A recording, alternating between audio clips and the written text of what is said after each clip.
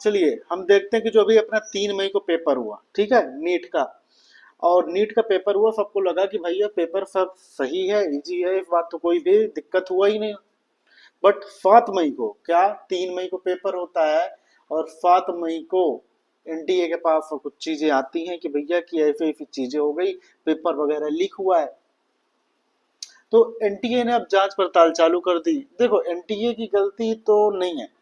एक बात मानिए कि जो चोर होता है ना, आप कितने भी सीसीटीवी कैमरे लगा दो, एआई लगा दो, सिक्योरिटी लगा दो, ठीक है, कुछ भी कर दो, चोर चोरी कर ही लेता है। बस हम क्या कर सकते हैं कि उन चीजों को मिनिमाइज करने के लिए, चोर चोरी कैसे करेगा, हम वहां पे तगड़ा एक सिक्योरिटी लगा देते हैं। वो नया स्कीम खोज ले तो उसमें कुछ भी नहीं है, ठीक है। उससे पहले कुछ आपके क्वेश्चन कि नीट का पेपर जो लीक हुआ है कि नहीं हुआ है। अगर जो नीट का पेपर लीक हुआ है तो दोबारा होगा कि नहीं होगा, ये दूसरा चीज। तीसरी बात आती है कि अगर जो नीट के पेपर लीक दोबारा हुआ या नहीं हुआ, वो तो बात की बात है। जो बच्चों ने पेपर दे दिया है उनका क्या, यानी जो बच्चे क्वालिफाई कर गए हैं, क्या क्वालिफाई कर चुके हैं, यानी वो गवर्नमेंट मेडिकल कॉलेज के भी उम्मीदवार हैं, ठीक है, तो उनके साथ कोई दिक्कत होगा क्या। फिर वो 13 लोगों को जो पकड़ा गया, 13 सस्पेक्टेड लोगों को पकड़ा गया है, तो उनका क्या, किस आधार पे पकड़ा गया है, पहली बात। पांचवा क्वेश्चन ये आता है कि एनटीए ने प्रेस रिलीज करके क्या बोला। एनटीए ने जो प्रेस रिलीज किया उसमें क्या कहा, ठीक है। चलिए कुछ सवाल उठते हैं कि इतनी कड़ी सुरक्षा थी फिर भी उसके बावजूद पेपर लीक कैसे हुआ, और लीक हुआ कि नहीं हुआ अभी कुछ भी कंफर्म नहीं है, अभी क्या है, सस्पेक्टेड है। दूसरा, ये कैमरा भी नॉर्मल नहीं था, एआई कैमरा था, 5G जैमर लगा था, बायोमेट्रिक जीपीएस था।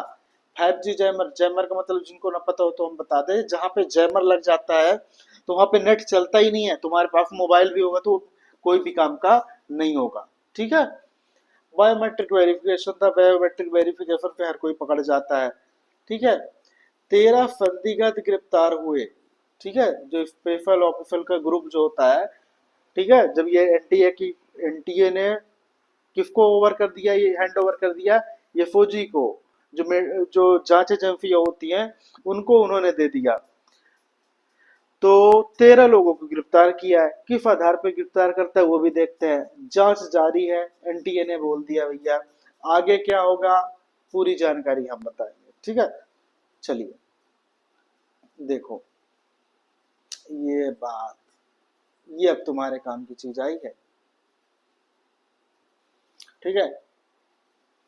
एनटीए ने प्रेस रिलीज किया और उसने बोला भैया कि जो हमारा 3 मई को पेपर था वो सक्सेसफुली कंडक्ट हो गया है, अब आपको कोई भी दिक्कत देने की लेने की कोई भी जरूरत नहीं है। सभी ने बोला अच्छी बात है, कोई दिक्कत नहीं है तो कोई बात नहीं है। उसने ये भी बोला भैया कि एआई कैमरे थे, सीसीटीवी वगैरह सब मॉनिटरिंग हो रही थी, एक सेंट्रल रूम था, ठीक है, मतलब जितने भी आपको आपको पता है कि एग्जाम सेंटर रूम थे, सॉरी आपका जो एग्जाम सेंटर है, क्या एग्जाम सेंटर है, ठीक है, उसमें कैमरे लगे हुए हैं। उन्होंने कैमरे नॉर्मली नहीं, उन्होंने एआई कैमरा लगा दिया, ठीक है, लगाया या नहीं लगाया वो तो एनटीए जाने, बोल रहा है, ठीक है।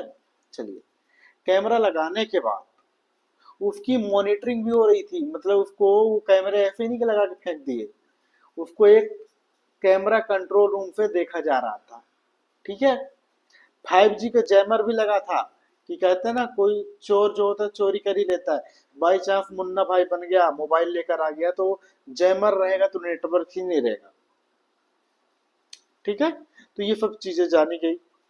फिर एंटी बोलती है कि इतना तो 3 मई को था, कोई दिक्कत ही नहीं हुई, पर हमारे पास 7 मई को क्या, 7 मई को उड़ते उड़ते खबर आती है कि भैया कुछ ना कुछ धांधली हुआ है पेपर में।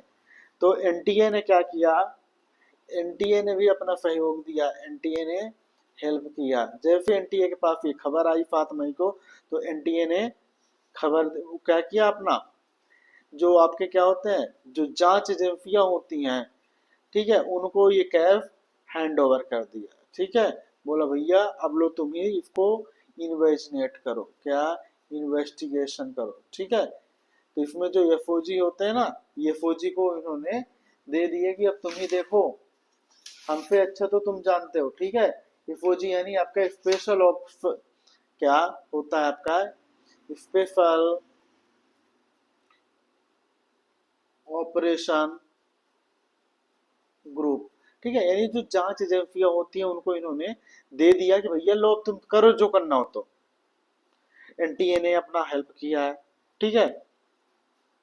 अब बात ये आती है कि इन्होंने जब ये बोला कि हम वेरीफाई कर रहे हैं कैंडिडेट जो है 2026 के और उनके फैमिली जो है, ठीक है, जिन्होंने 2026 में पेपर दिया है, और उसके परिवार को भी ये बोल रहे हैं कि अब जल्दबाजी में भी कोई एक्शन लेने की जरूरत नहीं है।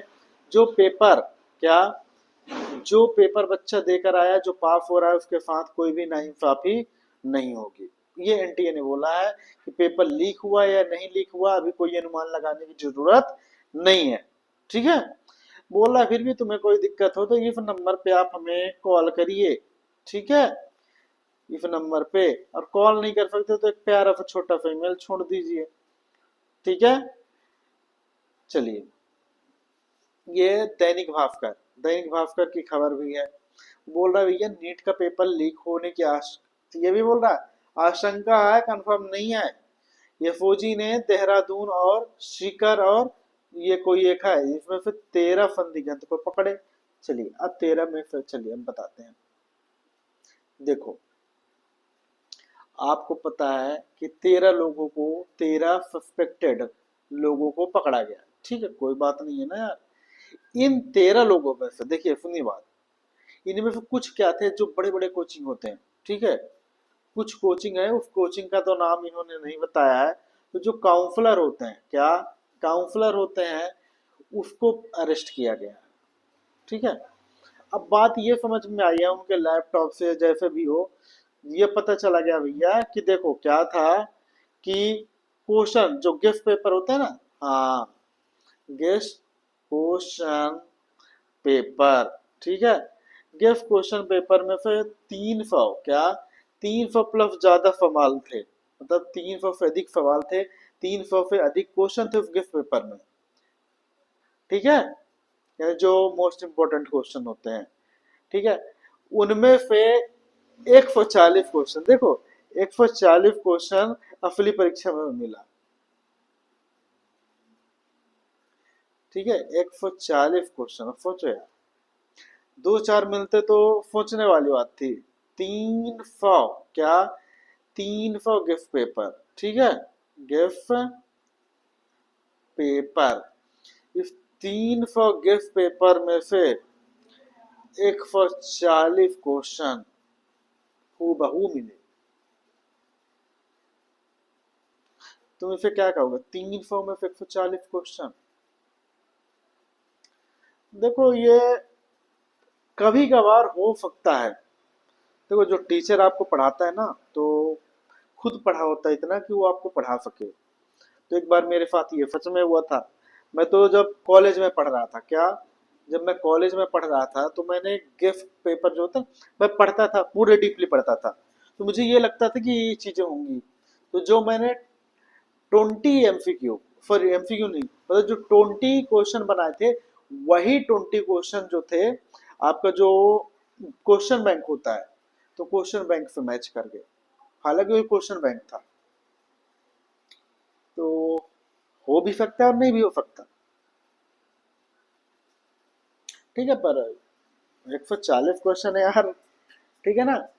अब बात यहाँ पे आती है आपके कुछ क्वेश्चन की जो आपने ये बोले थे, क्या नीट का पेपर दोबारा होगा? नहीं, बिल्कुल भी नहीं। इस बार तो कहीं से भी पकड़ा नहीं रहा है। पिछली बार एक दो बार हुआ था ना कि लीक हुए थे, कुछ हुआ क्या? बिल्कुल नहीं। तो याद रखना कि एनटीए दोबारा क्वेश्चन, सॉरी दोबारा आपका एग्जाम नहीं कराने वाला। जो क्वालिफाइड है उनमें कोई दिक्कत आएगी खुश रहो, ठीक है ना। 13 सौ,